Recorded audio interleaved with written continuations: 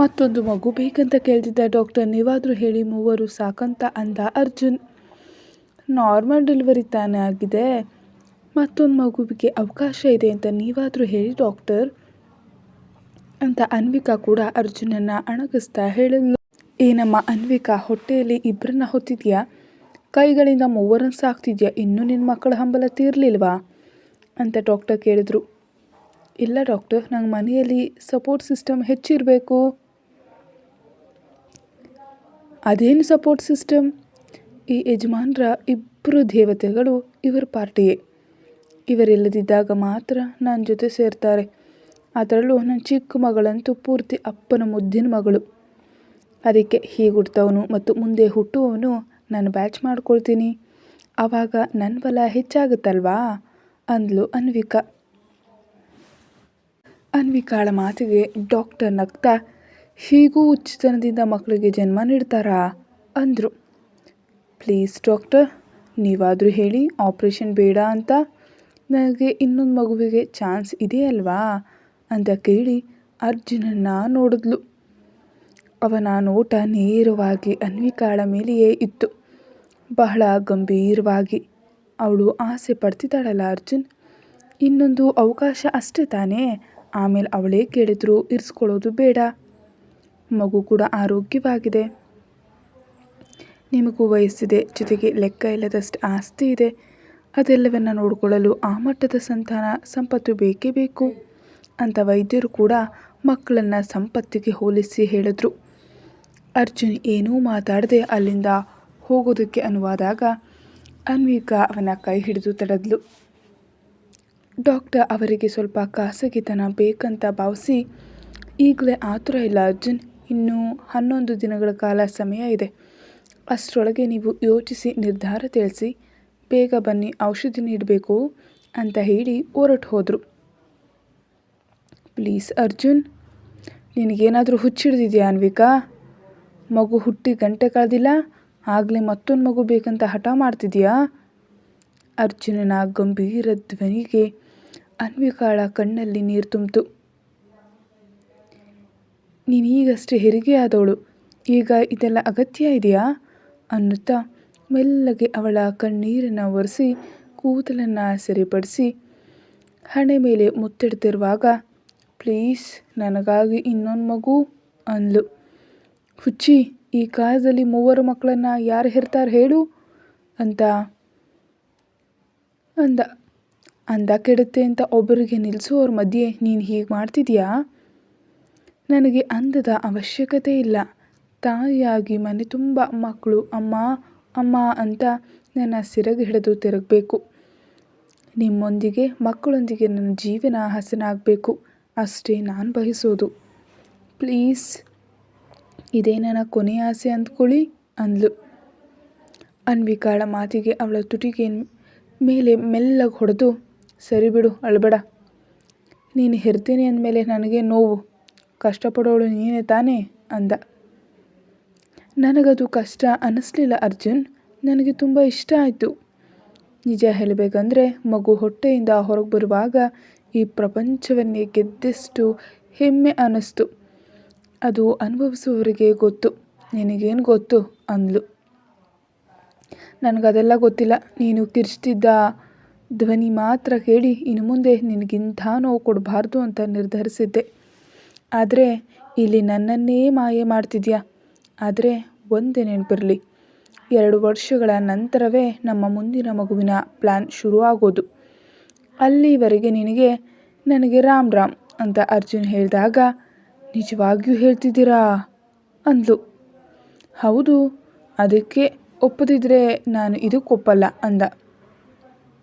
ಖಚಿತವಾಗಿ, ಸರಿ ಸರಿ ಒಪ್ಕೊಳ್ತೀನಿ ಅಂತ ಮುಖ ಚೂಪ್ ಮಾಡಿದ್ಲು. 2 ವರ್ಷ ನನಗೆ ದೂರ ಇರೋದು ಕೂಡ ಸಿದ್ಧವಾಗಿದೆಯಾ ಹಾಗಾದರೆ ಅಂತ ಮತ್ತೆ ಗಂಭೀರವಾಗಿ ಕೇಳ್ದ. ಮಹಾಪ್ರಭುಗಳೇ, ಹಗ್ಗ ಹಾಕಿದ್ರೆ ಕಾಲಿಗೆ, ಕಾಲು ಹಾಕಿದ್ರೆ ಹಗ್ಗಕ್ಕೆ ಎಂಬಂತೆ ಮಾತಾಡ್ತಿದ್ದೀರಲ್ಲ ಅಂತ ಅನ್ವಿಕಾ ಮುನಿಸ್ಕೊಂಡಾಗ ಅರ್ಜುನ್ ನಕ್ಕ. ಅವನನ್ನು ನೋಡಿ ಖುಷಿಯಾದ ಅನ್ವಿಕಾ, ಪುಟ್ಟ ಕಂದನನ್ನು ಕರೆತನ್ನಿ ನೋಡಬೇಕು, ಹಾಗೆ ಮಕ್ಕಳನ್ನು ಕೂಡ ಕರ್ಕೊಬನ್ನಿ, ಅವರು ತಮ್ಮನನ್ನು ನೋಡಲಿ ಅಂದ್ಲು. ಹೊರಗೆ ಹೋದ ಅರ್ಜುನ್ ವಾಸವಿಯವರ ಹತ್ತಿರ ಇದ್ದ ಮಗುವನ್ನು ನೋಡಿ ಅಲ್ಲೇ ನಿಂತ. ಮೊಮ್ಮಗನ ಮುದ್ದಾದ ಮುಖ ನೋಡಿ ಅವರ ಕಣ್ಣುಗಳು ಹೊಳಿತಾ ಇದ್ವು. ಮೊದಲ ಬಾರಿಗೆ ಮೊಮ್ಮಗನನ್ನು ಕೈಗೆತ್ಕೊಂಡಿದ್ರು. ಹಿಂದೆ 3 ಮೊಮ್ಮಕ್ಕಳು ಹುಟ್ಟಿದಾಗ ಯಾರನ್ನೂ ಕೂಡ ಈ ರೀತಿ ಕೈಯಾರೆ ಮುದ್ದಾಡಿರಲಿಲ್ಲ, ಬೆಳೆಸಿರಲಿಲ್ಲ. ಆದರೆ ಇವನು ಅಮ್ಮನ ಹೊಟ್ಟೆಯಲ್ಲಿ ಸೇರಿದ ದಿನದಿಂದ ಹಿಡಿದು ಕೈಗೆ ಬರೋವರೆಗೂ ಅನ್ವಿಕಾಳ ಪ್ರತಿಯೊಂದು ಕ್ಷಣವನ್ನು ಇವರು ಕೂಡ ಬಹಳ ಕಾಳಜಿಯಿಂದ ಆನಂದಿಸಿದ್ರು. ಅರ್ಜುನ್ ಮಗುವಿಗಾಗಿ ಬಂದಿದ್ದಾನೆ ಅಂತ ಅಜ್ಜಿ ಹೇಳಿದ ತಕ್ಷಣ ವಾಸವಿ ಮಗುವನ್ನು ಅವರಿಗೆ ನೀಡಿದರು. ವ್ಯಾಕ್ಸಿನ್ ಹಾಕಿಸ್ಬೇಕಂತ ನರ್ಸ್ ಹೇಳಿದಾಗ ಅನ್ವಿಕಾಳಿಗೆ ತೋರಿಸಿ ನಂತರ ಹಾಕ್ಸೋಣ ಅಂತ ಒಳಗೆ ಕರೆದೊಯ್ದ ಅರ್ಜುನ್.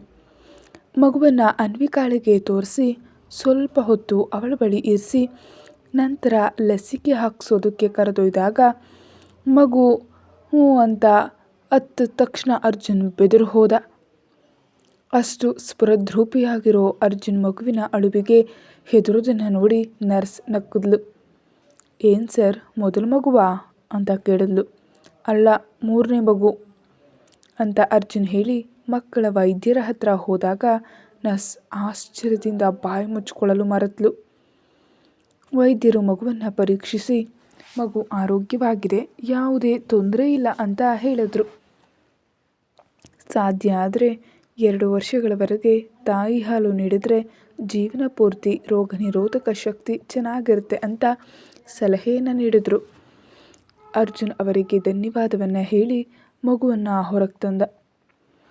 ಆ ನರ್ಸ್ ಕುತೂಹಲ ತಡೆಯಲಾರದೆ ಅರ್ಜುನನ ಹತ್ತಿರ ಬಂದು, ನಿಜವಾಗಿಯೂ ಇದು ನಿಮಗೆ 3ನೇ ಮಗುವಾ ಅಂತ ಆಶ್ಚರ್ಯದಿಂದ ಕೇಳಿದ್ಲು. ಹೌದು ಅಂದನು ಅರ್ಜುನ್ ಬಹಳ ಸಮಾಧಾನವಾಗಿ. ಮಗು ಹುಟ್ಟಿದ ಸಂತೋಷ ಅವನ ಮುಖದಲ್ಲಿ ಎದ್ದು ಕಾಣ್ತಿತ್ತು. ಮತ್ತೆ ಮೊದಲ ಮಗುವಿನ ಥರ ಇಂಜೆಕ್ಷನ್ ಹಾಕುವಾಗ ಅಷ್ಟೊಂದು ಯಾಕೆ ಹೆದರಿದ್ರಿ? ಪುಟ್ಟ ಮಗುವಿಗೆ ಅಷ್ಟು ದೊಡ್ಡ ಇಂಜೆಕ್ಷನ್ ಹಾಕಿದ್ರೆ ಹೆದರಿಕೆ ಆಗಲ್ವಾ? ನಾನು ತಂದೆ, ಅದಕ್ಕಿಂತ ಹೆಚ್ಚಾಗಿ ಮನುಷ್ಯ, ಇದರಲ್ಲಿ ಆಶ್ಚರ್ಯ ಪಡುವಂಥದ್ದು ಏನಿದೆ ಸಿಸ್ಟರ್ ಅಂದ. ಅಷ್ಟು ಸುಂದರವಾದ ವ್ಯಕ್ತಿ ತನ್ನನ್ನು ಸಿಸ್ಟರ್ ಅಂತ ಕರೆದಿದ್ದಕ್ಕೆ ಅವಳು ಸ್ವಲ್ಪ ಬೇಸರ ಪಟ್ಟುಕೊಂಡ್ರು. ಈ ಕಾಲದಲ್ಲೂ 3 ಮಕ್ಕಳನ್ನು ಹೆರ್ತಿದ್ದೀರಾ, ನೀವು ಗ್ರೇಟ್ ಸರ್ ಅಂದು. ನನ್ನ ಹೆಂಡತಿ 4ನೇ ಮಗು ಕೂಡ ಬೇಕು ಅಂದಿದ್ದಾಳೆ ಅಂತ ಹೇಳಿ ಆಕೆಗೆ ಮತ್ತೊಂದು ಶಾಕ್ ನೀಡಿ ಅಲ್ಲಿಂದ ಹೊರಟು ಹೋದ ಅರ್ಜುನ್. ಯಪ್ಪ, ಈತನಿಗಿಂತ ಈತನ ಹೆಂಡತಿಯೇ ಹೆಚ್ಚು ಗ್ರೇಟ್ ಅಂತ ನರ್ಸ್ ಬಾಟಲಿಯಿಂದ ನೀರು ಕುಡಿದು ಹಣೆ ಬೆವರು ಒರೆಸ್ಕೊಂಡ್ಳು. ಮಗುವಿನೊಂದಿಗೆ ಬಂದ ಅರ್ಜುನನಿಗೆ ಅನ್ವಿಕಾಳನ್ನು ಕೊಠಡಿಗೆ ಶಿಫ್ಟ್ ಮಾಡಿರೋದು ತಿಳಿಯಿತು. ಅಲ್ಲಿ ವಾಸವಿಯವರು ಅನ್ವಿಕಾಳಿಗೆ ಹಾಲು ಮತ್ತು ಬ್ರೆಡ್ಡನ್ನು ತಿನ್ನಿಸ್ತಿದ್ರು. ನೀನು ಹೊಟ್ಟೆ ತುಂಬ ತಿಂದು ವಿಶ್ರಾಂತಿ ಪಡೆದ್ರೆ ಮಗುವಿಗೆ ಹಾಲು ಚೆನ್ನಾಗಿ ಬರುತ್ತೆ ಅನ್ವಿಕಾ. ಮನೆಗೆ ಹೋದ ತಕ್ಷಣ ನಿನಗೆ ಬಾಣಂತಿಯ ಆಹಾರವನ್ನು ಚೆನ್ನಾಗಿ ಮಾಡಿಕೊಡ್ತೀನಿ. 2 ವರ್ಷಗಳವರೆಗೆ ನಿನ್ನ ಹಾಲನ್ನೇ ಮಗುವಿಗೆ ನೀಡು. ಅರ್ಜುನ್ ಮತ್ತು ಶ್ರೀಜಾ ಇಬ್ಬರಿಗೂ 2 ವರ್ಷ ತುಂಬೋವರೆಗೂ ನನ್ನ ಹಾಲನ್ನೇ ಕುಡ್ತಿದ್ರು ಅಂತ ಹಳೆಯ ದಿನಗಳನ್ನು ನೆನಪಿಸ್ಕೊಂಡು ವಾಸವಿ ಕಣ್ಣೀರನ್ನು ಹಾಕಿದ್ರು. ಅವರ ಕಣ್ಣೀರು ಒರೆಸ್ತಿದ್ದ ಅನ್ವಿಕಾ ಹಿಂದೆ ನಿಂತಿದ್ದ ಅರ್ಜುನನ್ನು ನೋಡಿ ನಿಮಗ ಬಂದಿದ್ದಾನೆ ಅಂತ ಮೆಲ್ಲಗೆ ಹೇಳಿದ್ಲು. ಹಾಲಿನ ಗ್ಲಾಸನ್ನು ಅನ್ವಿಕಾಳ್ ಸುತ್ತಲೂ ತಿರುಗಿಸಿ ದೃಷ್ಟಿ ತೆಗೆದು ಬಾಯಿ ಒರೆಸಿ, ಕೂಡಲೇ ಮಲಗಬೇಡ, ಸ್ವಲ್ಪ ಹೊತ್ತು ಎಚ್ಚರ ಇರು ಅಂತ ಹೇಳಿ ಪಕ್ಕಕ್ಕೆ ಸರಿದ್ರು ವಾಸವಿ. ಅರ್ಜುನ್ ಮಗುವನ್ನು ಅನ್ವಿಕಾಳ ಪಕ್ಕದಲ್ಲಿ ಮಲಗಿಸ್ದ. ಈಗಾಗಲೇ ತಡ ಆಗಿದೆ ಅನ್ವಿಕಾ, ಮಗುವಿಗೆ ಎದೆ ಹಾಲು ಕುಡಿಸು ಅಂತ ಅಜ್ಜಿ ಹೇಳಿದ ತಕ್ಷಣ ಅನ್ವಿಕಾ ಪಕ್ಕಕ್ಕೆ ತಿರುಗಿ ಮಗುವಿಗೆ ಹಾಲು ಉಣಿಸಿದ್ಲು. ಮಗು ಹಸುವಿನಿಂದ ಏನೋ ಮೊದಲ ಗುಟುಕಿನಲ್ಲೇ ಹಾಲು ಕುಡಿಯೋದಕ್ಕೆ ಕಲಿತ. ಸ್ವಲ್ಪ ಹೊತ್ತಿನಲ್ಲೇ ಹೊಟ್ಟೆ ತುಂಬಿದ ಮಗು ನಿದ್ರೆಗೆ ಜಾರ್ದ. 5 ವರ್ಷಗಳ ನಂತರ ಮತ್ತೆ ತಾಯ್ತನದ ಸವಿಯನ್ನು ಅನುಭವಿಸ್ತಿದ್ದ ಅನ್ವಿಕಾಳ ಮೈ ರೋಮಾಂಚನಗೊಂತು. ಬಟ್ಟೆ ಸರಿಪಡಿಸ್ಕೊಳ್ತಾ ಅರ್ಜುನಿಗಾಗಿ ನೋಡಿದ್ರೆ ಅವನು ಕಿಟಕಿಯಿಂದ ಹೊರಗೆ ನೋಡ್ತಾ ಗಂಭೀರವಾಗಿ ಕೂತಿದ್ದ. ಮೈಥಿಲಿ ಕಚೇರಿಗೆ ಹೋಗೋದಕ್ಕೆ ಸಿದ್ಧವಾಗ್ತಿದ್ದಾಗ ಏ ಮೈಥಿಲಿ, ಎಲ್ಲಿ ಸತ್ತಿದ್ಯೇ, ಹೊರಗೆ ಬಾ ಎಂಬ ಸುಜಾತಾಳ ಧ್ವನಿ ಕೇಳಿಸ್ತು. ಕೈಯಲ್ಲಿದ್ದ ಊಟದ ಡಬ್ಬಿಯನ್ನು ಪಕ್ಕಕ್ಕಿಟ್ಟು ಮೈಥಿಲಿ ಓಡ್ ಬಂದು ಬಾಗಿಲು ತೆಗೆದ್ಲು. ಉಗ್ರ ರೂಪಿಣಿಯಂತೆ ನಿಂತಿದ್ದ ಸುಜಾತ. ಅತ್ತೇವ್ರೆ ಅಂತ ಮೈಥಿಲಿ ಹೇಳುವಷ್ಟರಲ್ಲಿ ಅವಳ ಕೆನ್ನೆಗೆ ಬಾರಿಸಿ ಗಂಟಲು ಹಿಡಿದು, ಯಾವ ಮಾಯೆ ಮಾಡಿ ನನ್ನ ಮಗನನ್ನು ಬಲೆಗೆ ಹಾಕ್ಕೊಂಡೆ ಅಂತ ನನಗೆದುರು ಹೇಳದ ಮಗ ಇವತ್ತು ನನಗೆ ಎದುರು ಮಾತಾಡಿದ್ದಾನೆ. ನಿನ್ನಂಥವಳನ್ನು ಮದುವೆಯಾಗಿ ಅವನು ಸುಖವಾಗಿರ್ತಾನಾ? ನಿನ್ನ ಬಗ್ಗೆ ವಿಚಾರಿಸಿದ್ರೆ ತಿಳಿಯಿತು, ನೀನು ದೊಡ್ಡ ತಿರುಬೋಕಿ ಅಂತ. ನಿನ್ನ ಭಾವನೆಯನ್ನು ಪ್ರೀತಿಸ್ತೆ ಅಂತ ಸುಳ್ಳು ಹೇಳಿ ಅವನು ಬೇಡ ಅಂದಿದ್ದಕ್ಕೆ ಅವನ ಅಕ್ಕನನ್ನು ಕೊಂದು ಅಮೇರಿಕಾಕ್ಕೆ ಓಡಿ ಹೋದಿಯಂತೆ. ಅಲ್ಲಿ ಯಾರ ಜೊತೆಯೋ ತಿರುಗಿ ಗರ್ಭಿಣಿಯಾಗಿ ಅವನು ಮೋಸ ಮಾಡಿದ್ಮೇಲೆ ಇಲ್ಲಿಗೆ ಬಂದು ನನ್ನ ಮಗನನ್ನು ಬುಟ್ಟಿಗೆ ಹಾಕ್ಕೊಂಡಿದ್ಯಾ ಅಲ್ವಾ? ಮೈಥಿಲಿಗೆ ಕಣ್ಣಲ್ಲಿ ನೀರು ತುಂಬಿಕೊಂಡು ಹರಿಯೋದಕ್ಕೆ ಶುರುವಾಯಿತು. ಸ್ನಾನ ಮಾಡ್ತಿದ್ದಂಥ ವಿನಯ್ ಆ ಶಬ್ದವನ್ನು ಕೇಳಿ ಟವಲ್ ಸುತ್ಕೊಂಡು ಹೊರಬಂದ. ಮಗನ ಅವತಾರವನ್ನು ನೋಡಿ ಸುಜಾತ ಮತ್ತಷ್ಟು ಕೆರಳಿದ್ಲು. ಏನೋ ಇವಳ ಜೊತೆ ಕುಲುಕ್ತಾ ತಾಯಿ ತಂಗಿಯನ್ನು ಬಿಟ್ಬಿಟ್ಯಾ ಅಂದ್ಲು. ಮಮ್ಮಿ ಅಂತ ಅರ್ಚುತ್ತಾ ಓಡ್ ಬಂದ ಖುಷಿ ಅನ್ವಿಕಾಳ ಪಕ್ಕದಲ್ಲಿ ಮಲಗಿದ್ದ ಪುಟ್ಟ ತಮ್ಮನನ್ನು ಕಂಡು ಆನಂದದಿಂದ, ನನಗೆ ತಮ್ಮ ಬಂದ ಅಂತ ಕೇಳಿದ್ಲು. ಹೌದು, ತಮ್ಮನೇ ಬಂದಿದ್ದಾನೆ ಅನ್ನುತ್ತಾ ಅರ್ಜುನ್ ಹೀರಾನನ್ನ ಹತ್ರ ಕರೆದ. ಹೇಗಿದೆಯಾ ಮಮ್ಮಿ ಅಂತ ಹೀರಾ ಕೇಳಿದ್ಲು. ಆ ಮಾತಿಗೆ ಅನ್ವಿಕಾಳ ಹೃದಯ ತುಂಬ ಬಂತು. ಚೆನ್ನಾಗಿದ್ದೀನಿ ಬಂಗಾರ, ತಮ್ಮನನ್ನು ಎತ್ಕೊಳ್ತೀಯಾ ಅಂದ್ಲು. ಹೌದು ಅಂದ್ಲು ಹೀರಾ ಸಂಭ್ರಮದಿಂದ. ಮತ್ತೆ ನಾನು ಅಂತ ಖುಷಿ ಕೇಳಿದ್ಲು. ನೀನು ಚಿಕ್ಕವಳು, ಮಗುವನ್ನು ಹಿಡಿಯೋದಕ್ಕೆ ಆಗಲ್ಲ, ಬಿಟ್ಟರೆ ಬಿದ್ದು ಹೋಗ್ತಾನೆ ಅಂದ್ಲು ಅನ್ವಿಕಾ. ಅಮ್ಮೋ, ಹಾಗಾದರೆ ಬೇಡ, ನಾನು ದೊಡ್ಡೋಳಾದ್ಮೇಲೆ ಎತ್ಕೊಳ್ತೀನಿ ಅಂತಿದ್ರೆ ಅರ್ಜುನ್ ಖುಷಿಯನ್ನು ಅನ್ವಿಕಾಳಿಗೆ ತಾಕದಂತೆ ಕೂರಿಸಿ ಹೀರಾನ ಕೈಗೆ ಮಗುವನ್ನು ಕೊಟ್ಟ. ಪುಟ್ಟ ಕಂದರನ್ನು ನೋಡ್ತಾ, ಡ್ಯಾಡಿ ತಮ್ಮನಿಗೆ ಮುತ್ತು ಕೊಡ್ಬೋದಾ ಅಂದ್ಲು. ಅರ್ಜುನ್ ಸರಿ ಅಂದ ತಕ್ಷಣ ಮಗುವಿನ ಹಣೆಗೆ ಮುತ್ತಿಟ್ಟು, ತುಂಬ ಸಾಫ್ಟಾಗಿದ್ದಾನೆ ಮಮ್ಮಿ ಅಂದ್ಲು ಹೀರಾ. ನನಗೂ ಕೊಡು, ನಾನು ಎತ್ಕೊಳ್ತೀನಿ ಅಂತ ಖುಷಿ ಗಲಾಟೆ ಮಾಡ್ತಿದ್ರೆ ಆ ಶಬ್ದಕ್ಕೆ ಮಗು ಕಣ್ಬಿಟ್ಟ. ವಾ, ಬ್ರೋ ಕಣ್ಬಿಟ್ಟಿದ್ದಾನೆ ಮಮ್ಮಿ ಅಂತ ಖುಷಿ ಚಪ್ಪಾಳೆ ತರ್ತಿದ್ಲು. ಮಗುವನ್ನು ಜಾಗೃತಿಯಾಗಿ ಅವಳ ಕೈ ಕೊಟ್ಟ ಅರ್ಜುನ್ ಪಕ್ಕದಲ್ಲೇ ಮೊಣಕಾಲೂರಿ ಕೂತ್ಕೊಂಡ. ಮಗುವಿನ ಬೆರಳು, ಕಾಲು, ಕೂದಲುಗಳನ್ನೆಲ್ಲ ಮುಟ್ಟಿ ನೋಡಿ, ಇಷ್ಟೊಂದು ಮೆತ್ತಗಿರ್ತಾರಾ ಡ್ಯಾಡಿ ಅಂತ ಕೇಳಿದ್ಲು. ಹೌದು ಬೇಬಿ ಅಂದ ಅರ್ಜುನ್. ಅವನು ಬಹಳ ಹೊತ್ತಿನಿಂದ ಮೌನವಾಗಿದ್ದನ್ನು ಅನ್ವಿಕಾ ಗಮನಿಸಿದ್ರೂ ಏನೂ ಕೇಳಲಿಲ್ಲ. ಮಕ್ಕಳು ಸ್ವಲ್ಪ ಹೊತ್ತು ಆಟ ಆಡಿದ ನಂತರ ಮಗು ಹಸಿವಿನಿಂದ ಅಳೋದಕ್ಕೆ ಶುರು ಮಾಡ್ದ. ತಮ್ಮನಿಗೆ ಹಸಿವಾಗಿದೆ, ಮಮ್ಮಿ ಹತ್ರ ಬಿಡಿ ಅಂದ ಅರ್ಜುನ್. ಹೀರಾ ಮಗುವನ್ನು ಅನ್ವಿಕಾಳ ಪಕ್ಕ ಮಲಗಿಸಿದ್ಲು. ಮಗು ಹಾಲು ಕುಡಿಯೋದನ್ನು ನೋಡಿ, ಈಗಷ್ಟೇ ಹುಟ್ಟಿದ ಮಗು ಹೇಗೆ ಹಾಲು ಕುಡಿಯುತ್ತೆ ಅಂತ ಮಕ್ಕಳು ಆಶ್ಚರ್ಯಪಟ್ಟರು. ಅರ್ಜುನನ ಮುಂದೆ ಮಕ್ಕಳು ಹೀಗೆ ಕೇಳ್ತಾ ಇರೋದನ್ನು ನೋಡಿ ಅನ್ವಿಕಾಳಿಗೆ ಸ್ವಲ್ಪ ಮುಜುಗರ ಅನ್ನಿಸ್ತು. ಅಷ್ಟರಲ್ಲಿ ವಾಸವಿಯವರು ಬಂದು ಮಕ್ಕಳನ್ನು ಊಟ ಮಾಡಿ ಬನ್ನಿ ಅಂತ ಕರ್ಕೊಂಡು ಹೋದರು. ಅರ್ಜುನ್ ಅನ್ವಿಕಾಳಿಗೆ ಬ್ರೆಡ್ ಮತ್ತು ಹಾಲನ್ನು ತಿನ್ನಿಸ್ತಿದ್ದ. ವೈದ್ಯರು ಬಂದು ಪರೀಕ್ಷಿಸಿ, ನಾಳೆ ಡಿಸ್ಚಾರ್ಜ್ ಮಾಡ್ತೀನಿ ಅರ್ಜುನ್, ಅವಳು ಸಂಪೂರ್ಣವಾಗಿ ಗುಣಮುಖಳಾಗಿದ್ದಾಳೆ ಅಂತ ತಿಳಿಸಿದರು. ಅನ್ವಿಕಾ ಅರ್ಜುನನಿಗೆ ನೀವು ಊಟ ಮಾಡಿಲ್ಲ ಅಂತ ನೆನಪಿಸಿದ್ಲು. ಅಷ್ಟರಲ್ಲಿ ಅಜ್ಜಿ ಬಿಸಿ ಬಿಸಿ ಊಟ ತಗೊಬಂದರು. ನಾನೇ ಬಡಿಸ್ಕೊಳ್ತೀನಿ ಅಜ್ಜಿ, ನೀವು ಮನೆಗೆ ಹೋಗಿ ವಿಶ್ರಾಂತಿ ಪಡೀರಿ ಅಂದ ಅರ್ಜುನ್. ಪರವಾಗಿಲ್ಲ ಅರ್ಜುನ್, ಬಟ್ಟೆಗಳನ್ನೆಲ್ಲ ಇಲ್ಲೇ ತರಿಸ್ಕೊಂಡಿದ್ದೀನಿ, ನಾವೆಲ್ಲರೂ ಜೊತೆಯಲ್ಲೇ ಹೋಗೋಣ ಅಂತ ಅವರು ಕೂಡ ಹೋದರು. ಖುಷಿ ಸತ್ತು ಹೋದಂತಹ ಮಗಳು ನೆನಪಾಗಿ ನೀವು ಹೀಗಿದ್ದೀರಾ ಅಲ್ವಾ ಅಂತ ಅನ್ವಿಕಾ ಮೆಲ್ಲಗೆ ಕೇಳಿದ್ಲು. ಅರ್ಜುನ್ ಏನೂ ಉತ್ತರಿಸಲಿಲ್ಲ. ಮರುದಿನ ಅನ್ವಿಕಾ ಮತ್ತು ಮಗುವಿನೊಂದಿಗೆ ಅರ್ಜುನನ ಕಾರು ಮನೆಗೆ ಬಂತು. ಹೂವಿನ ಹಾದಿಯ ಮೂಲಕ ತಾಯಿ ಮಗುವಿಗೆ ಸ್ವಾಗತ ಕೋರಲಾಯಿತು. ವಾಸವಿ ದೃಷ್ಟಿ ತೆಗೆದು ಅವರನ್ನು ಒಳಗೆ ಕರೆದೊಯ್ದರು. ಅವರಿಗಾಗಿ ಸಿದ್ಧಪಡಿಸಿದ್ದ ವಿಶೇಷ ಕೊಠಡಿಯಲ್ಲಿ ಅನ್ವಿಕಾ ಪಾದ ಇಟ್ಲು. ಅಮ್ಮ, ನಿನಗೇನಾದರೂ ಹುಚ್ಚಿಡ್ದಿದ್ಯಾ? ನಾನು ಅವಳನ್ನ ಪ್ರೀತಿಸಿ ಮದುವೆ ಆಗಿದ್ದೀನಿ ಅಂತ ತಿಳಿದು ಹೀಗೆ ಏನೇನೋ ಮಾತಾಡಿ ನಮಗೆ ನೋವು ಕೊಡಬೇಡ. ನಿನಗೆ ಇಷ್ಟ ಇಲ್ಲದಿದ್ದರೆ ಬಿಟ್ಟುಬಿಡು, ನಾವು ದೂರ ಇರ್ತೀವಿ ಅಂದ ವಿನಯ್. ಮಗನ ಮಾತು ಕೇಳಿ ಸುಜಾತ ರಂಪಾಟ ಮಾಡ್ತಿದ್ರೆ ಮೈಥಿಲಿ ಗೊಂಬೆಯಂತೆ ನಿಂತಿದ್ಲು. ವಿನಯ್ ಅವಳನ್ನು ಕುರ್ಚಿಯಲ್ಲಿ ಕೂರಿಸಿ ನೀರು ಕುಡಿಸಿ, ವರಿ ಆಗ್ಬೇಡ ಮಧು, ಅವರೇ ಸುಸ್ತಾಗಿ ಸುಮ್ಮನಾಗ್ತಾರೆ ಅಂದ. ನನ್ನನ್ನು ಬಿಟ್ಟು ನಿಮ್ಮ ಅಮ್ಮನನ್ನು ಮನೆ ಕರ್ಕೊಂಡು ಹೋಗಿ ವಿನಯ್, ಈ ನರಕ ನಾನು ಪಡಲಾರೆ ಅಂತ ಮೈಥಿಲಿ ಕಣ್ಣೀರು ಒರೆಸ್ಕೊಂಡು ಆಫೀಸ್ಗೆ ಹೊರಟ್ಲು. ವಿನಯ್ ತಾಯಿಯ ಎದುರು ಕೂತು, ನಿಮ್ಮ ತಂಗಿ ಮದುವೆಗಾಗಿ ಈಗಾಗಲೇ ಸಂಬಂಧ ನೋಡಿದ್ದೀನಿ. ವರದಕ್ಷಿಣೆ ಮಾತ್ರ ಅಲ್ಲ, ನನ್ನ ಮಟ್ಟಕ್ಕೆ ತಕ್ಕಂತೆ ಮದುವೆ ಮಾಡ್ತೀನಿ. ಆ ಹುಡುಗ ಬೆಂಗಳೂರಿನಲ್ಲಿ ಒಳ್ಳೆ ಕೆಲಸದಲ್ಲಿದ್ದಾನೆ. ನಮ್ಮ ತನುಜ ಸುಖವಾಗಿರ್ತಾಳೆ ಅಂತ ಫೋನ್ನಲ್ಲಿ ಹುಡುಗನ ಫೋಟೋವನ್ನು ತೋರಿಸ್ದ. ಆದರೂ ಸುಜಾತ ಹಠ ಹಿಡಿದ್ಲು.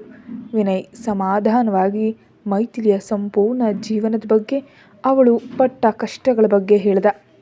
ಸುಜಾತ ಅದೆಲ್ಲವನ್ನ ಕೇಳಿ ದಂಗಾದ್ಲು. ಅವಳು ಕೆಟ್ಟವಳಾಗಿದ್ದಾಗ ಯಾರೂ ಕೇಳಿಲ್ಲ, ಈಗ ಒಳ್ಳೆಯವಳಾಗಿದ್ದಾಳಮ್ಮ. ನಿನಗೆ ಈಗ ನಾವೇ ಬೇಕು, ಮಕ್ಕಳನ್ನ ನೋಡ್ಕೊಳ್ಳಲು ನೀನೇ ಬೇಕು, ನಮ್ಮನ್ನು ದೂರ ಮಾಡಬೇಡ ಅಂತ ವಿನಯ್ ತಾಯಿಯನ್ನು ಒಪ್ಪಿಸ್ದ. ಮನೆಗೆ ಬಂದ ದಿನವೇ ಮಗುವಿನ ಮೊದಲ ಸ್ನಾನಕ್ಕೆ ಏರ್ಪಾಡು ಮಾಡಿದ್ರು ವಾಸವಿ. ಮಗುವಿನ ಮೈಗೆ ಎಣ್ಣೆಯನ್ನು ಹಚ್ಚಿ ಸ್ನಾನ ಮಾಡಿಸಿ ಸಾಂಬ್ರಾಣಿ ಧೂಪ ಹಾಕಿದ್ರು.